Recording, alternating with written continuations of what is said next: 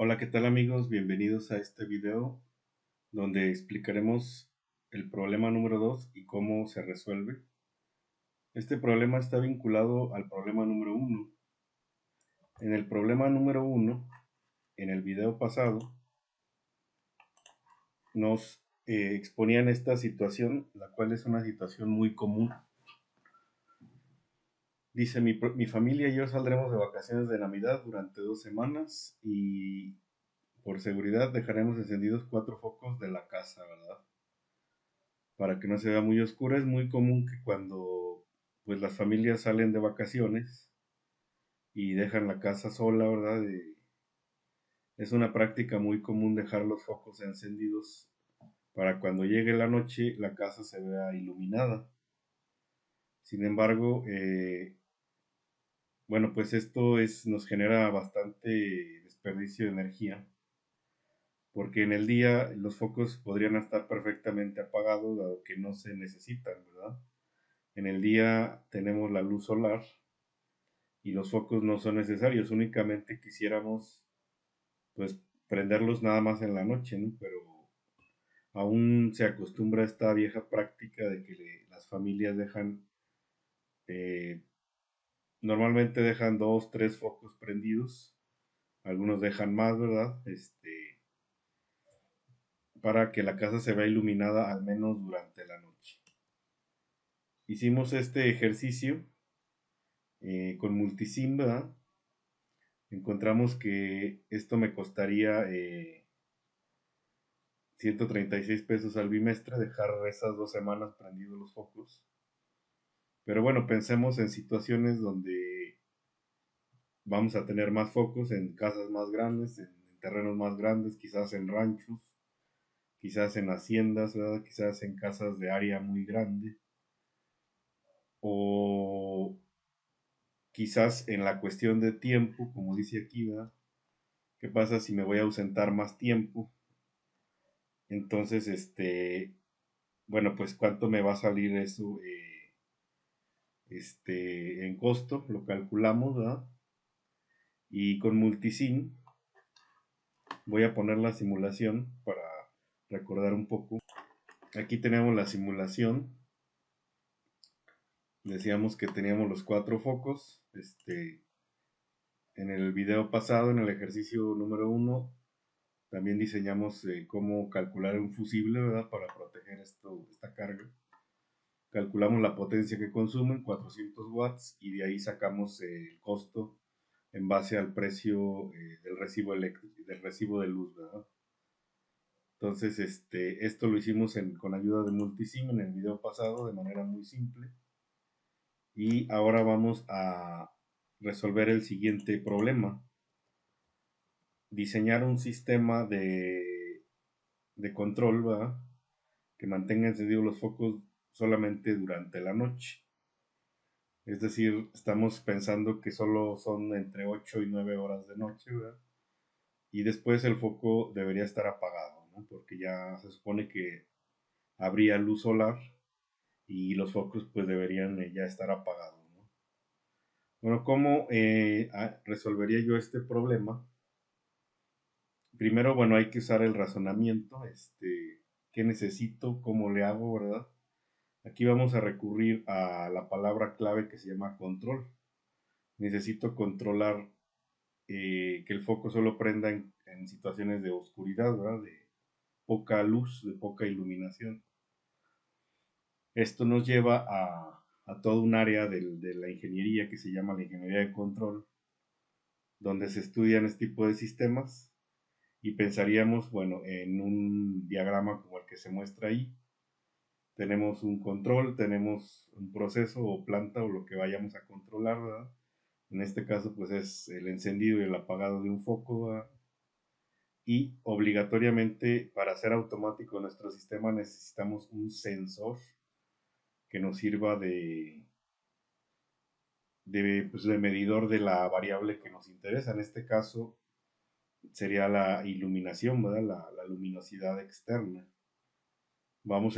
Por ejemplo, nosotros vamos a usar un sensor de luz, un sensor que detecte cuando hay oscuridad y cuando no hay oscuridad, ¿verdad? Entonces estamos pensando en ya asignaturas un poco avanzadas de este tipo. Y bueno, la pregunta natural es cuando muchos ingenieros no quieren ni mencionar la palabra control, porque luego pensamos en matemáticas complicadas, ¿verdad? Con matemáticas difíciles, en conceptos bastante profundos a veces, ¿verdad? Y sí, bueno, la teoría del control es un mundo, ¿no? Incluso pues hay maestrías, hay doctorados, hay postdoctorados, ¿verdad? Donde nunca acabas de estudiar el control. Son muchas técnicas, desde las más simples hasta las más complejas, ¿verdad? Pero bueno, uno a veces teme de que sea muy complicado y no necesariamente, ¿no?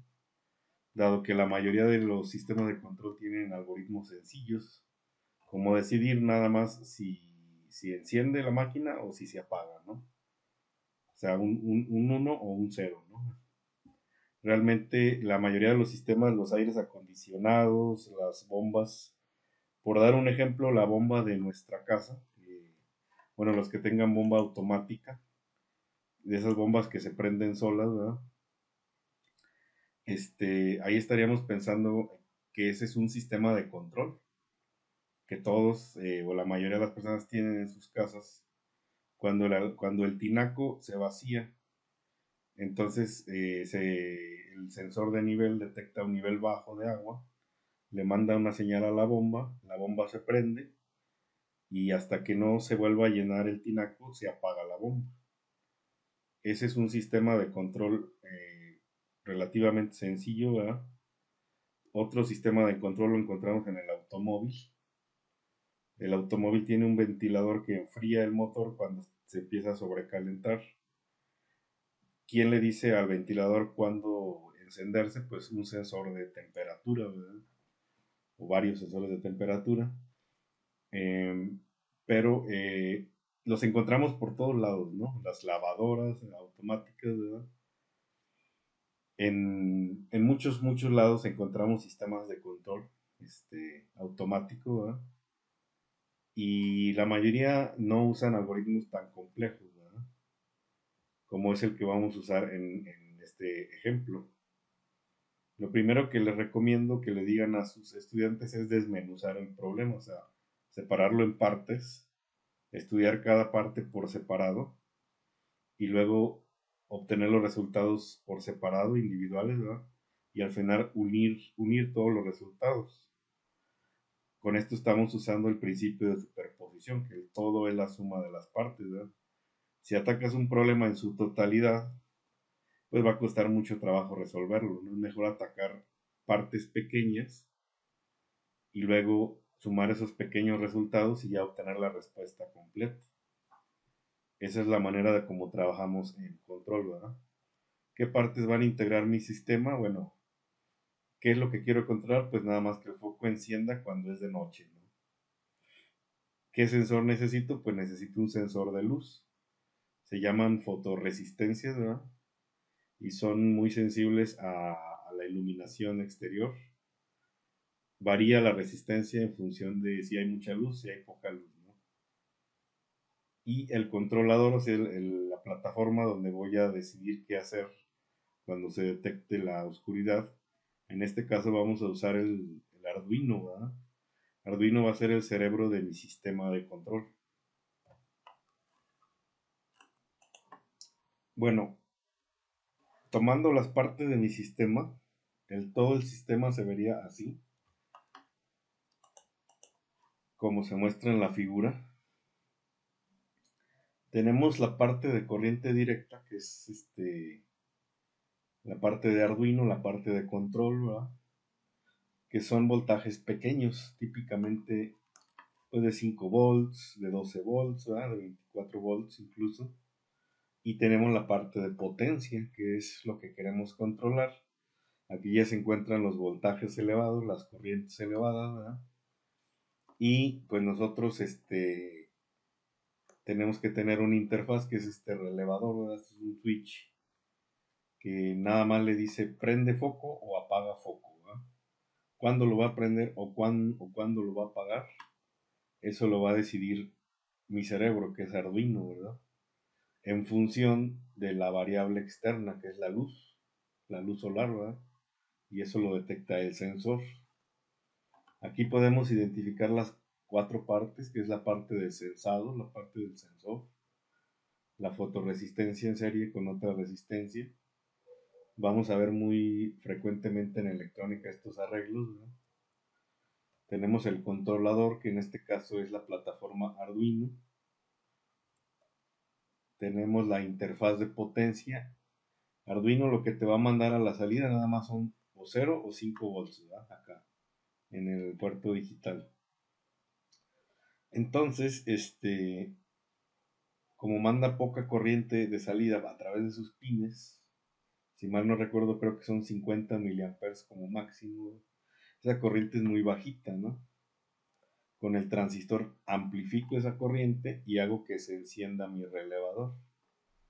Y por ende, cuando se enciende el relevador, se enciende el foco, ¿no? O sea, esta interfaz siempre la vamos a ver porque necesitamos una interfaz de potencia siempre porque las cargas que tenemos que controlar pues son de voltajes grandes, ¿no? De corrientes grandes. Así ya tenemos la parte de baja potencia y la parte de potencia, ¿no? Y el proceso que queremos controlar pues es nada más el encendido o apagado de un foco. Aquí están muy claras las cuatro partes de mi sistema de control, ¿verdad? Básico. Vamos a explicar cada una de ellas. Primero el sensor, ¿verdad? En este caso el sensor es un sensor de luz o fotorresistencia. Para adentrarnos más en el tema necesitamos más o menos darnos una idea de qué es la iluminancia, o intensidad de luz, ¿verdad? Luminosidad también se le conoce, ¿verdad? Se mide en luxes y por ejemplo cuando está el día soleado o despejado, pues en promedio pues podríamos tener 120,000 luxes, ¿verdad? Sin embargo, cuando es de noche hay menos de un lux, ¿sí? Entonces fíjense cuánto varía en luxes desde el día hasta en la noche, pasa por una cantidad impresionante de valores, ¿verdad? Por eso se llama esta escala logarítmica, ¿no? Porque varía mucho. De noche al día, pues varía 120,000 veces prácticamente, ¿no? Entonces se usa la escala logarítmica, ¿no? Hay una ecuación por ahí logarítmica. Pero aquí lo que nos interesa a nosotros es detectar cuando haya noche. Cuando haya noche, quiere decir que mi fotorresistencia debería detectar menos de un lux o un lux, ¿verdad? Eso sería en la situación de noche. Obviamente le tenemos que dar un margen de un rango, ¿verdad? Más arriba, porque pues obviamente no queremos que el foco se prenda exactamente en la noche, sino desde que está en el ocaso, ¿verdad? Desde que está anocheciendo, por ahí de las 6 7 de la tarde, que todavía no está muy oscuro, pero ya digamos que hay un 80-70% de oscuridad, pues desde ese momento quiero que se prenda mi foco, ¿no? Pues aquí yo creo que serían unos 20-30 luxes, ¿verdad? Ya de ahí tomar como referencia que en esa iluminancia o luminosidad se prendería mi foco. Estas resistencias funcionan así. Cuando hay poca luz hay un alto valor de resistencia en ohms, ¿verdad? Y cuando hay mucha luz el valor baja logarítmicamente hasta niveles de 10 ohms, ¿verdad? Niveles muy bajos. Entonces, hay un amplio margen de valores, pero fíjense que la relación es inversa. Mucha luz es igual a poca resistencia. Poca luz es igual a mucha resistencia. Esta es una relación inversamente proporcional. Vamos a revisar su funcionamiento con una simulación enseguida. Necesitamos medir cuál es el valor de la fotoresistencia cuando hay oscuridad, cuál es el valor de la fotoresistencia cuando hay luz, cuando hay un 100% de luz solar.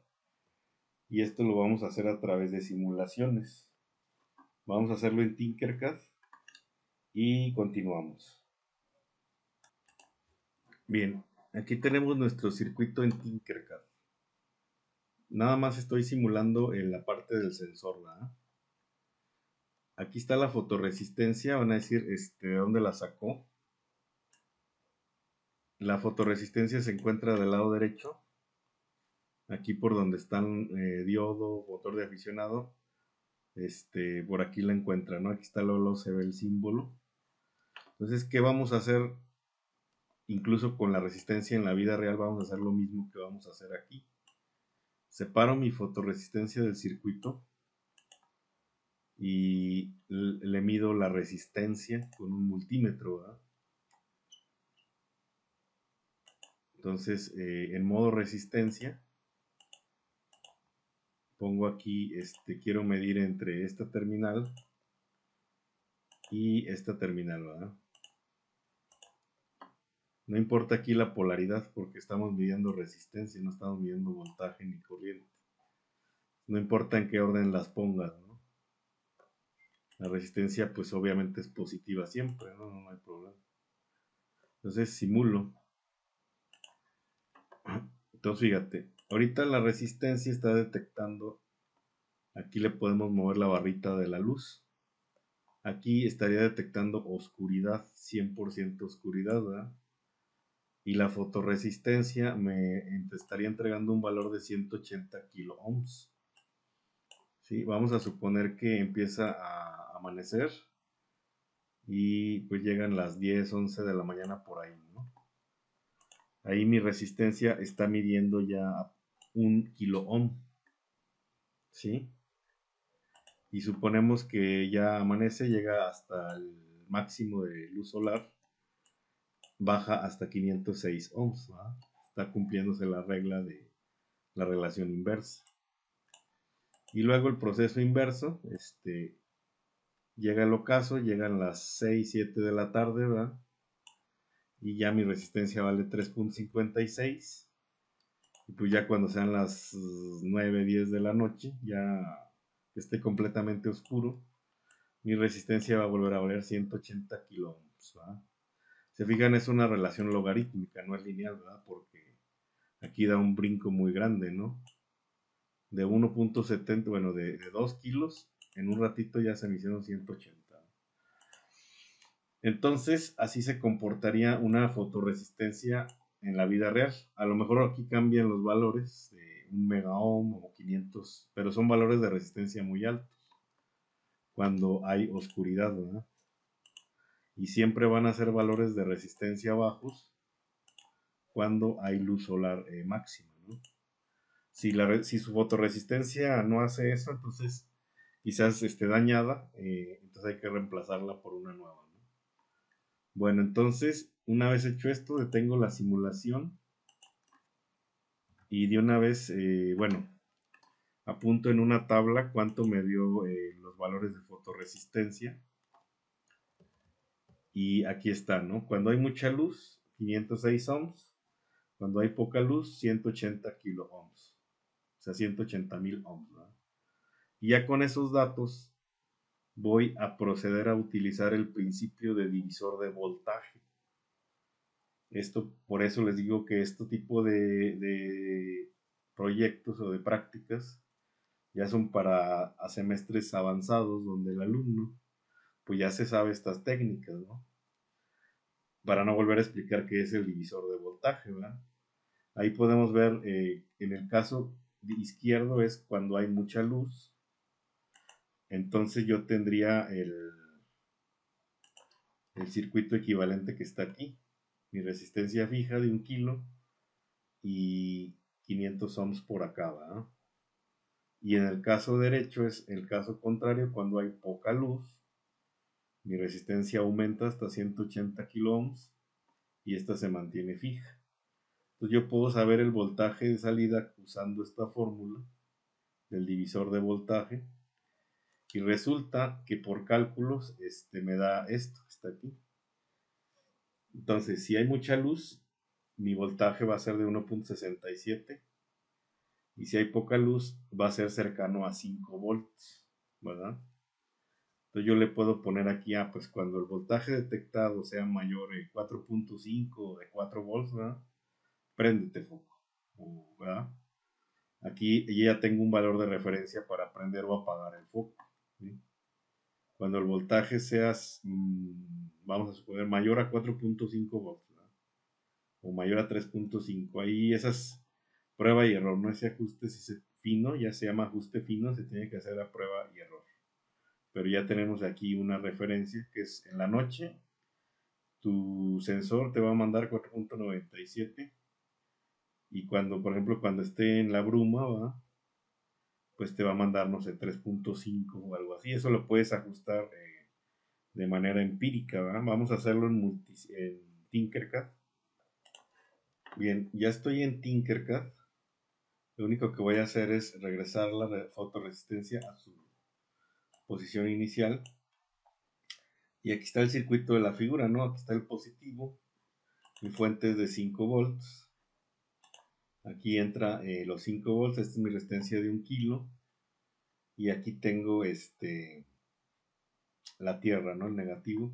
Voy a medir entre la patita de la resistencia fija y la otra patita de la resistencia de la fotoresistencia, ¿verdad? Y el negativo, obviamente, pues a tierra, ¿no? A la otra patita. Así se hace exactamente en la vida real, ¿no? Tomas tu multímetro y mides así como está. Entonces ahora sí vamos a ponerlo en modo voltaje. Está en modo voltaje. Iniciamos la simulación. Ok, vamos a estudiar el caso 1. Cuando hay oscuridad completa, ¿verdad? Mi sensor me va a mandar 4.97 volts. Y cuando hay luz solar completa, me va a mandar 1.68. Coincide con los cálculos que obtuvimos, ¿no? En la tabla. Bueno, pero entonces aquí es donde yo tengo que decir cuándo se va a prender mi foco. Pues más o menos el ocaso, yo lo pondría más o menos por aquí, ¿verdad? O sea, dejar ese margen, en este rango estarían prendidos los focos y toda esta parte del día estarían apagados, ¿verdad? Entonces yo le podría decir, cuando el voltaje sea mayor o igual de 3.64 volts, entonces ahí es cuando se deben de prender los focos. Si el voltaje es menor a esto, los focos, estoy en esta parte del día y los focos van a estar apagados. Entonces ya saqué de aquí de mi simulación la referencia para ponérsela a mi programa en Arduino, ¿verdad? Bueno, entonces explicada la parte de sensado, en lo que prosigue, y no nos vamos a meter mucho en detalles, pues es el controlador. Esto ya es un tema aparte donde se espera que el alumno ya desarrolle a este nivel de proyectos, que ya desarrolle programas en Arduino, que ya haya llevado las materias de microcontroladores, ¿verdad? Por ejemplo, y que ya esté familiarizado con la plataforma, ¿verdad? No vamos a explicar aquí a detalle el programa, porque eso ya es tema de programación, ¿verdad? De Arduino. Nada más vamos a explicar lo que hace el programa, ¿verdad? El algoritmo. Lo que tiene que hacer el programa de Arduino es leer el voltaje de sensor, ¿verdad? Continuamente, así en tiempo real. Si el voltaje de sensado es mayor a 4.5, bueno, quedamos que le vamos a modificar a 3.6, ¿verdad? A 3.5 vamos a ponerlo, ¿verdad? Entonces ahí estoy hablando de oscuridad, enciende LED de salida, ¿verdad? Y si el voltaje no es mayor a 4.5, quiere decir que es menor, quiere decir que estamos en el día, entonces ahí apaga los focos. Enciende focos y apaga focos, ¿no? Y esto se repite indefinidamente.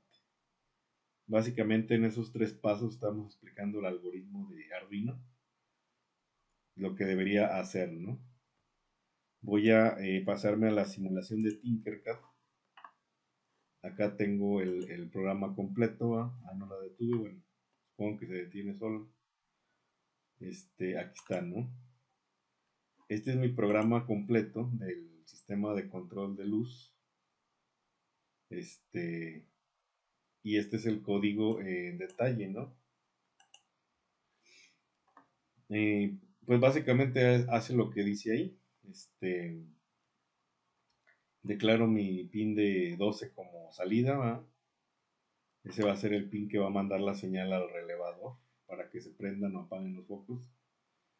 Leo en el pin A0, leo la el voltaje que me entrega mi sensor, ¿verdad?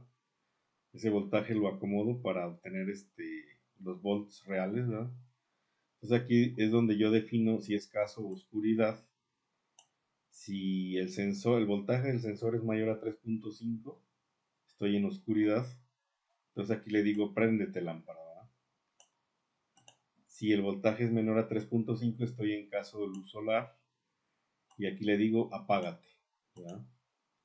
Muy sencillo, igual que como se describe en las diapositivas, ¿no? Básicamente ese es el algoritmo de Arduino. Y por último tenemos la interfaz de potencia. Esto también es tema de, obviamente, de electrónica analógica, ¿no? Muy propio también de electrónica de potencia. ¿Qué pasa? Bueno, Arduino nos entrega 0 y 5 volts a la salida, nada más, ¿verdad? Son voltajes pequeños y corrientes pequeñas. Entonces necesitamos un elemento que amplifique la corriente. Y pues, ¿quién mejor que un transistor, ¿verdad? BJT 3904 en este caso, ¿verdad? Para amplificar la corriente que viene de Arduino y activar el relevador y por tanto que se prendan los focos, ¿verdad? Aquí la única función del transistor es amplificar la corriente, ¿verdad? Entonces, por esto que explicamos enseguida, ¿no? Como Arduino entrega una corriente del orden de miliamperes, o sea, unos cuantos miliamperes, con esta corriente no es suficiente para encender el relevador, el switch de salida, ¿verdad? Necesitamos más corriente, la amplificamos con el transistor y esta corriente ya es suficiente para activar el relevador. Y por último, el relevador lo único que va a hacer es prender el circuito de alterna o apagarlo, ¿verdad? Conectarlo o desconectarlo. Es lo único que va a hacer el relevador. Bueno, vamos a hacer la simulación completa para que vean cómo funciona en Tinkercad. Bien, entonces aquí tenemos ya el circuito. Vamos a revisar sus partes.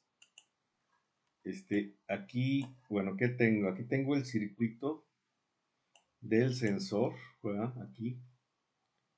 ¿De dónde estoy agarrando los 5 volts? Los estoy agarrando de la misma placa de Arduino, que aquí tiene dos terminales que me entregan 5 volts y tierra, ¿va?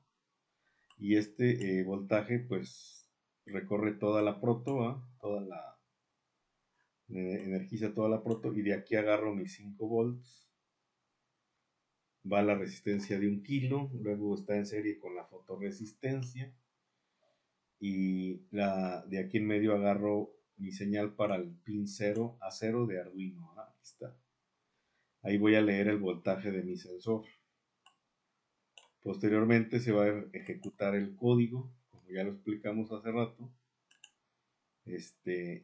Y a través del pin 12, que va a ser mi pin de salida, voy a mandar la señal para que se prendan, o sea, apaguen los focos. Este es el relevador, también es un tema aparte. Es un switch controlado por corriente, ¿verdad? Magnéticamente trabaja con el principio de los campos magnéticos. Si hago circular una corriente suficiente, en este caso y un voltaje de 24 volts en directa, activo la bobina y se cierra el circuito, ¿verdad? Puedo controlar voltajes de alterna, aquí lo dice, ¿verdad? De 125 volts hasta 3 amperes. El problema de Tinkercad es que no tiene fuentes de alterna. ¿Qué hago? Bueno, pues como el relevador es un mero switch, pues uso focos de 9 volts, ¿no? Es lo mismo, ¿no? Nada más que al no tener aquí yo la posibilidad de agarrar una fuente de alterna, pues agarro un voltaje diferente. Este es un voltaje de 9 volts. Y aquí tengo pues nada más la placa de 5 volts de Arduino, ¿no? Bueno, salvo ese caso que los focos son de directa, que no afecta en nada la lógica de control ni nada de esto, ¿verdad? Vamos a iniciar la simulación. Y aquí la fotoresistencia inicialmente detecta oscuridad. Por esa razón están prendidos los focos, ¿verdad? Sin embargo, pues conforme avanza el día, ¿verdad? El tiempo, eh, esa oscuridad pasa a ser como de mañana, ¿verdad?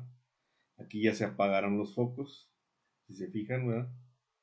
Aquí ya se apagaron los focos y transcurre el día, los focos siguen apagados, llega el mediodía, los focos siguen apagados y otra vez empieza a atardecer y el ocaso, ¿no? Entonces ahí vuelven a encender los focos, ¿no?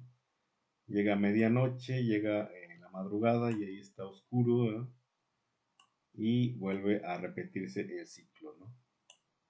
Entonces, ese es lo que hace este sistema. Fíjense, no es un sistema tan complejo, ¿verdad? Y así como lo ve físicamente, así lo puede armar en la vida real, ¿no? Nada más con esta excepción de que pues, en vez de usar la pila, usar una fuente de corriente alterna, ¿no? Pero aquí están cómo se desarrollaría un sistema de control simulado, ¿verdad? En Tinkercad para un control de luz, ¿no? Un control de prender, apagar focos, automático, ¿no? Porque esto ya se va a repetir, si tú lo dejas energizado y conectado, ya se va a repetir indefinidamente, ¿no? Ya no hay necesidad de moverle nada, va a llegar la noche, se van a prender los focos en automático y luego se van a apagar en la luz del día, ¿no? Ok, bueno, entonces con esto queda diseñado y resuelto el problema 2 que nos decía que diseñáramos un sistema que hiciera que los focos solo prendieran de noche, ¿no? Entonces, al hacer esto estamos reduciendo el gasto de luz en una tercera parte, ¿verdad? De esos focos que pensábamos dejar prendidos durante 2 semanas, las 24 horas, ¿verdad? Este sistema nos ahorraría pues bastante dinero, ¿verdad? De 136 pesos que pagaríamos de luz, solamente vamos a pagar 45, ¿verdad? O sea, nos estamos ahorrando casi 90 pesos, alrededor de 90 pesos, ¿no? Entonces, ya cuando, imagínense, esto es un sistema para una casa simple, para una casa sencilla, ¿verdad? Pero ¿qué pasa si pensamos en industrias, en ranchos, en comercios, ¿verdad? Donde, pues sí, estos sistemas podrían ahorrar bastante electricidad al incrementarse la demanda que ellos tienen de electricidad, ¿verdad? El sistema, así como lo ven, ya no necesitaría ser modificado. Puede agregar 10, 20 focos, ¿no? A lo mejor la capacidad de corriente del relevador nada más. Pero, o sea, por cambiarlo por un relevador que aguante más corriente, ¿verdad? Pero lo de control quedaría igual, ¿eh? O sea, de Arduino, fotorresistencia y transistor, eso quedaría igual. Es un sistema aplicado a un problema real que nos puede ahorrar dinero de entrada, ¿verdad?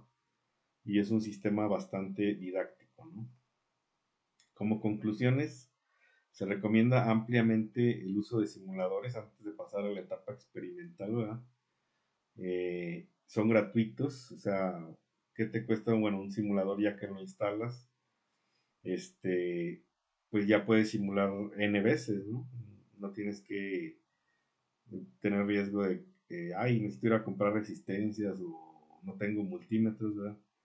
O sea, es una puerta abierta para la creatividad, la simulación, ¿no? Pueden ser aplicados de niveles secundarias, primarias incluso, ¿verdad? Tinkercad es muy intuitivo, nada más es arrastrar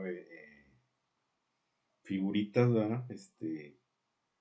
Entonces no, nada más y conectarlas bien, ¿verdad? No tiene mucho nivel de complejidad en su uso y eso es bueno, ¿verdad? Para que sea más asimilable, ¿no? A los alumnos, bueno, se les recomienda usarlos para comprobar sus cálculos teóricos, leyes de Ohm, leyes de Kirchhoff, configuración de transistores, etcétera, ¿verdad? Es un paso necesario entre prácticas y proyectos finales, entre la teoría y las prácticas, ¿no? No tenemos límites en la cantidad de componentes, de resistencias, puedo usar valores de resistencias que yo quiera, ¿verdad? Que ni siquiera existen en el mercado. En cambio, en el laboratorio estamos limitados a lo que hay en el laboratorio y no podemos hacer un diseño libre. Por eso es recomendable siempre hacer simulación, ¿no?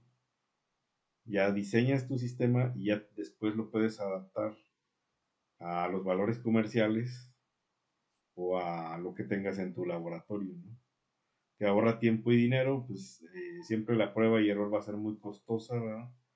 Cuando tengas que diseñar un circuito, un componente, y dices, ya no lo voy a simular, lo voy a armar directamente, siempre va a tener errores porque pues puede que te jale, puede que no va, entonces es un volado, estás arriesgando tiempo y dinero va en caso de que no quede. Ser un entorno seguro, pues aquí ya no hay problema de que se fundan fusibles, de que hagan cortocircuitos, de que exploten capacitores, ¿verdad? Para clases virtuales y a distancia son muy útiles, dado que tú puedes explicar una práctica a distancia, simulada, y ya después pedirle al técnico del laboratorio que ayude a los alumnos a hacer esa práctica, ¿no? Que ya se las explicaste, que ya se las simulaste, ¿verdad? Y le puedes mandar las instrucciones de qué es lo que deben de hacer, ¿verdad? Ya los alumnos ya van preparados al laboratorio, no llegan así en ceros, ¿verdad? Y lo más importante y que siempre he dicho es que si funciona en la vida real, si funciona en simulación, perdón, pues va a funcionar en la vida real, es casi un hecho, ¿no?